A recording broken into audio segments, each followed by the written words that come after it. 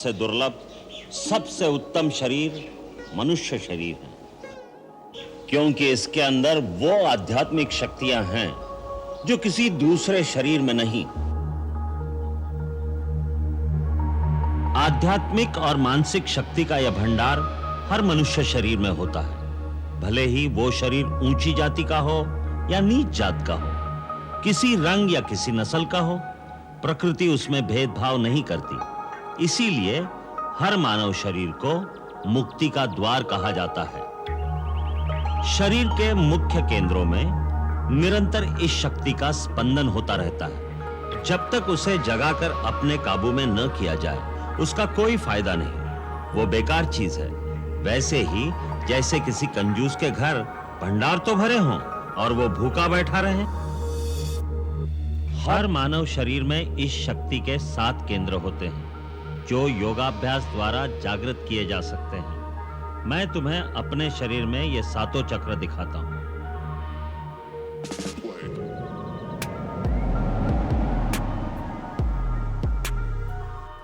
ये देखो, सबसे पहला है मूलाधार चक्र।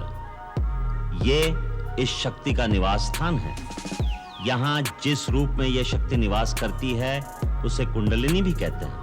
गुरु की कृपा और सहायता से इस शक्ति को यहां से जगाकर दूसरे केंद्र तक पहुंचाया जाता है, जिसे स्वाधिष्ठान चक्र कहते हैं। फिर स्वाधिष्ठान चक्र को भेद कर जब यह शक्ति आगे बढ़ती है तो तीसरे केंद्र पर पहुंचती है, जिसे मणिपुर चक्र कहते हैं। फिर मणिपुर चक्र का भेदन करके इस शक्ति को आगे बढ़ाकर चौथे केंद्र पर पहुंचना होता है।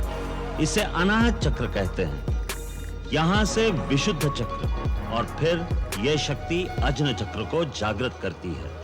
अज्न चक्र श्वेत वर्ण और भ्रुकुटी के मध्य में 2 पंखुड़ियों के बीच स्थित होता है। उसका बीज मंत्र है ओम ओम।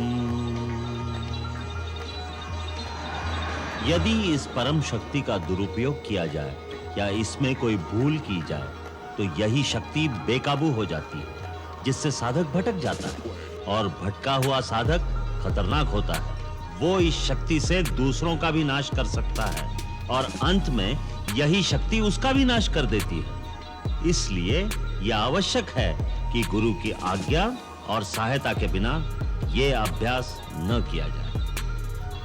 जब यह शक्ति जागृत होती है तो सब केंद्रों में ऊर्जा और तेज का एक ऐसा वेग होता है जैसे गंगा का प्रवाह हो।